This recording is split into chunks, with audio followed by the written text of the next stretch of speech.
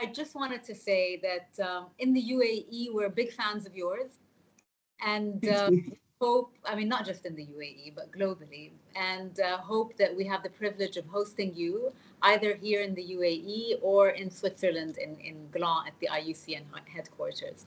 So just wanted to just kind of put that word and hope to meet you in person soon. Thank you. I would actually love that. Do you spend more time in Switzerland, or you're probably mostly in the UAE, aren't you? Mostly on a plane, unfortunately. But yeah, in the UAE is my base. Abu Oh, Dhabi, great. Dubai.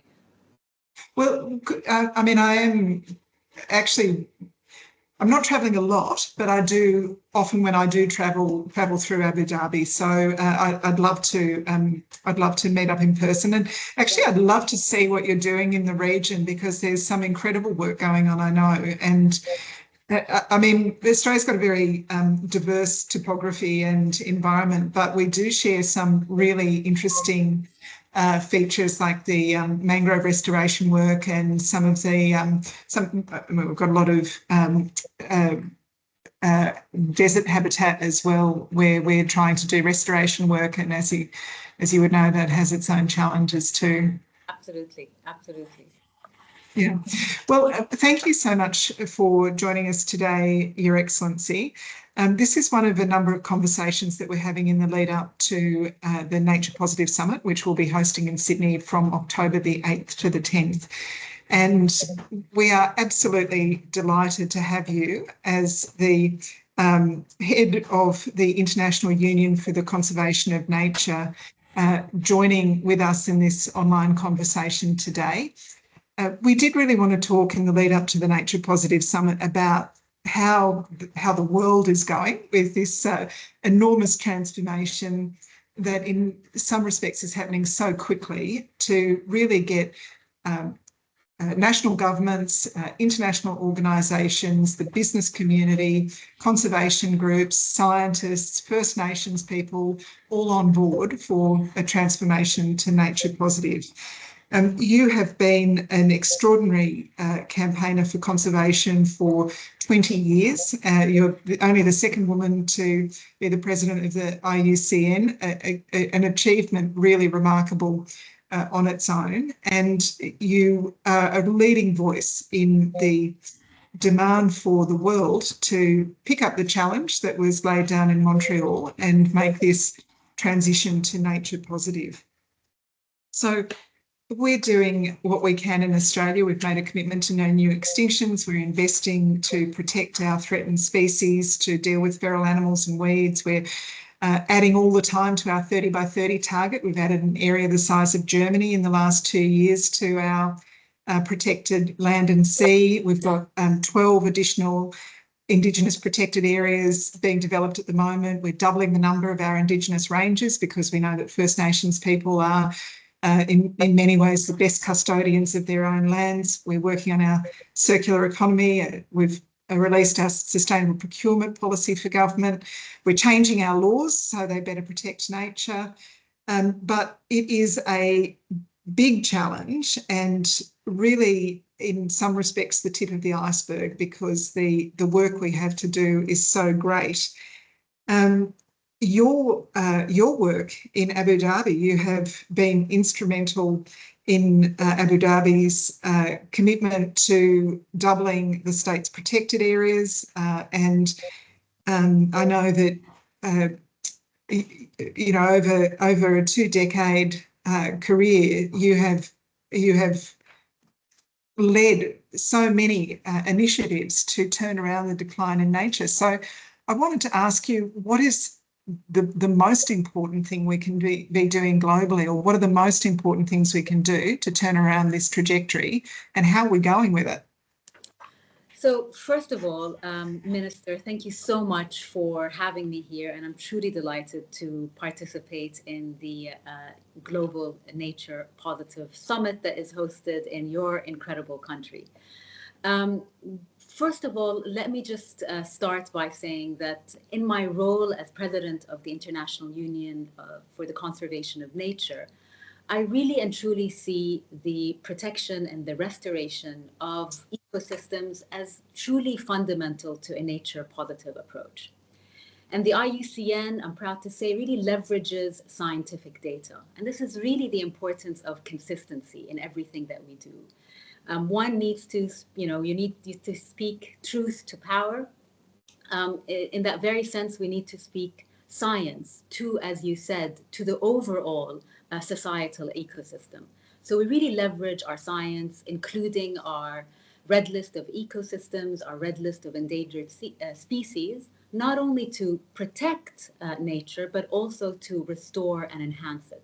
And so this almost nature-centric focus is essential for the survival of our species, for their own intrinsic value. But in my role as the UN high-level champion for climate change, the emphasis slightly shifts. So we look at ecosystems and the way they intersect with climate change solutions. Here, the nature positive approach ensures that natural ecosystems are preserved as integral solutions for the climate change challenge. And given that the UAE, my country, just finished hosting COP28, this sort of convergence between nature conservation and climate action became extremely prominent. And there was a recognition that, Minister, that we cannot achieve the 1.5 almost threshold, it's not a target, without nature. And so what do we need to do? So if there is one important thing that we need to do moving forward is to recognize that we need nature for nature's sake, we need nature for climate's sake, and we need nature for people and the economy. So it's not one at the expense of the other. And in this recognition, we need to really move towards an integrated approach across the Rio Conventions.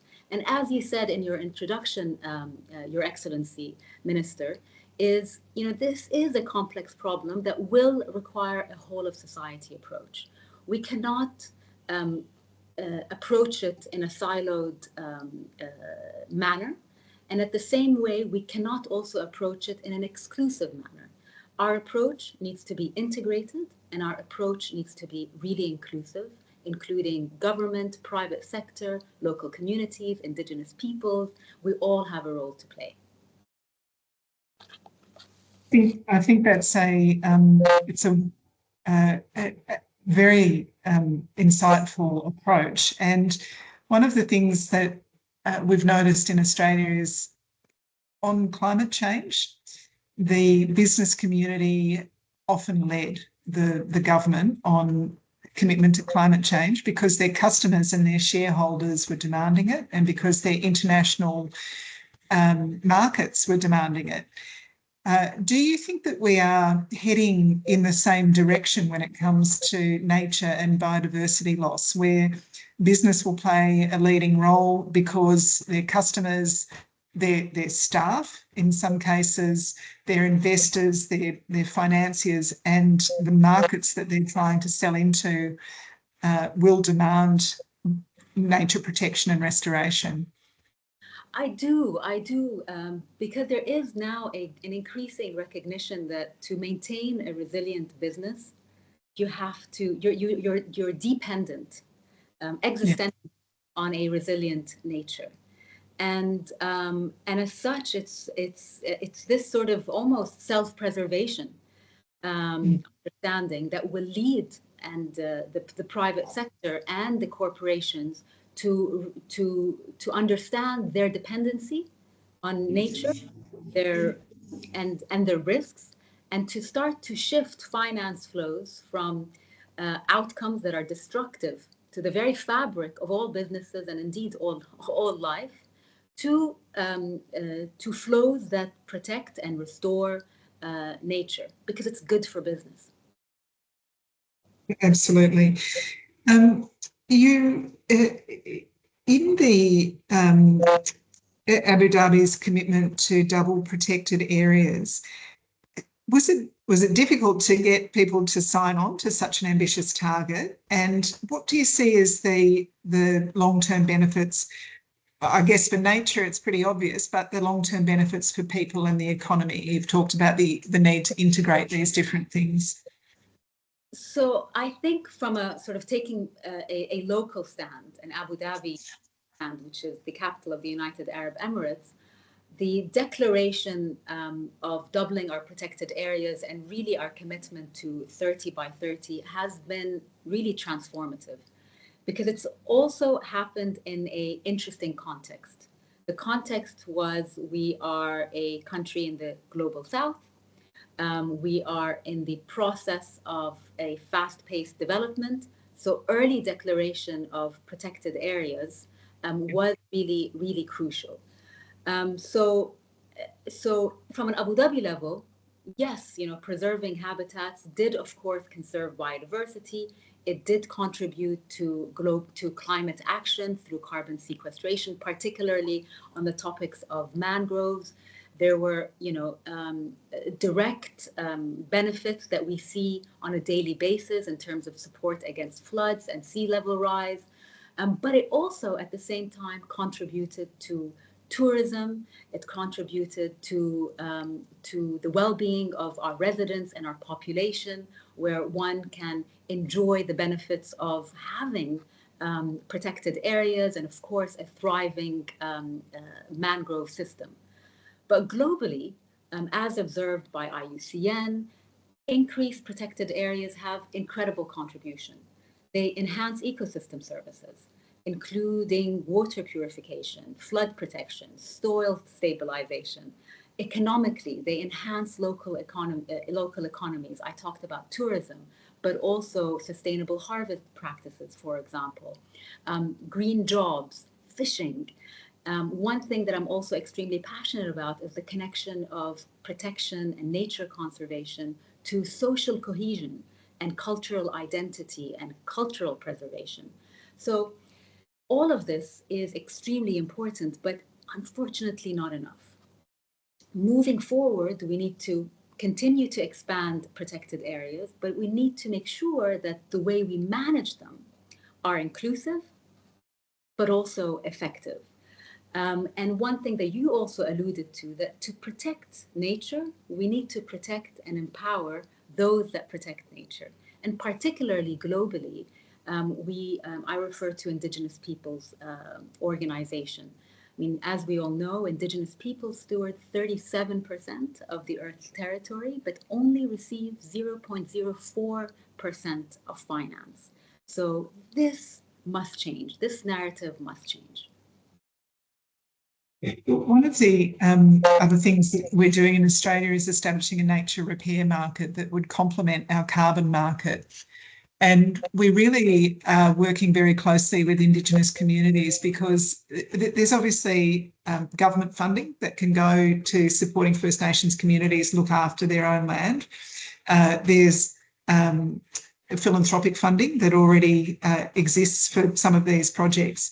But what we're really hoping over the longer period is that the businesses that are looking to reduce their impact on nature, or to show that they are good corporate citizens as nature disclosures increase, will be looking for projects with First Nations communities looking after their own land. So doing things in Australia, cultural burning is important. Indigenous communities often burn areas like savanna areas in cooler, wetter times, so that you don't have the large catastrophic fires that kill plants right to the roots at other times as the fuel load increases. So we are very hopeful that we can provide economic benefit through nature protection and restoration, even in the most remote parts of Australia where these jobs can exist in managing nature.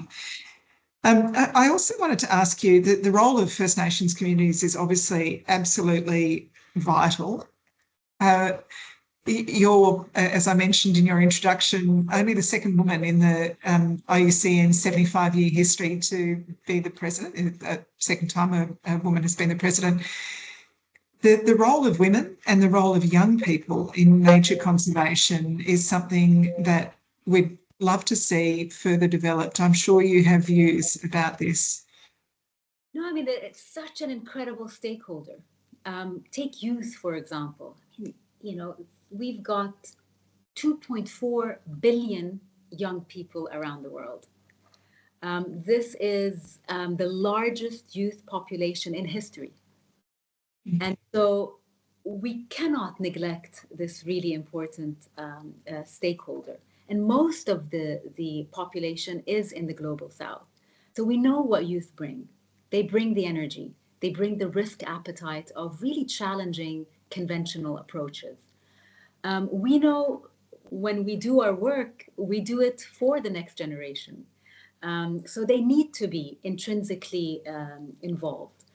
There's a lot of talk, particularly in my region, but I'm sure in many regions of the world, about youth unemployment. And so when we think about a just transition, it's important that we involve and include the youth because they're going to be the job holders of the future. But here, what I'd like to say that it's not just about jobs. What is really important is that we really connect jobs with a sense of, again, purpose and identity.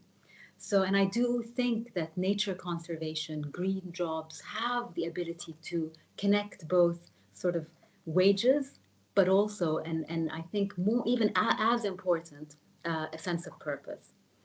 And Minister, you know this better than I do.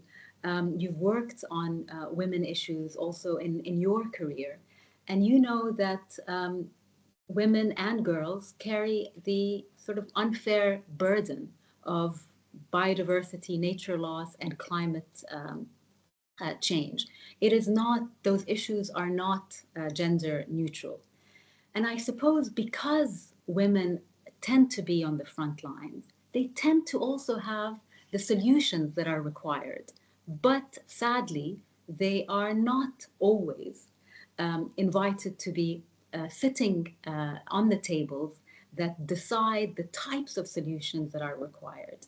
And I'm passionate about this topic, and this needs to change.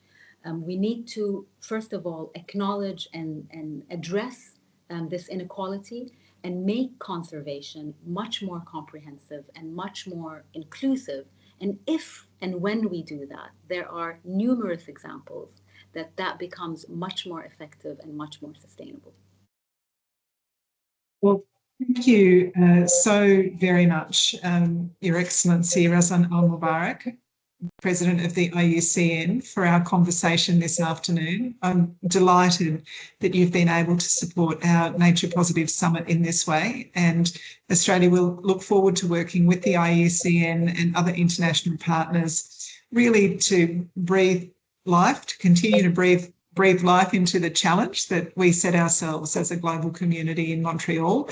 And we very much look forward to working with international partners in Cali and Colombia to make sure that we can continue to make progress on this absolutely vital international agreement. Thank you for your time this afternoon, or wherever you, what time is it where you are? I say this afternoon. It's morning, but we're getting to the end. Thank you for your time today. Thank you. Thank you, Minister. Thank you for your time. And it's a real pleasure to be part, if not in person, but virtually in this really important Nature Positive Summit. Thank you. Thank you. See you.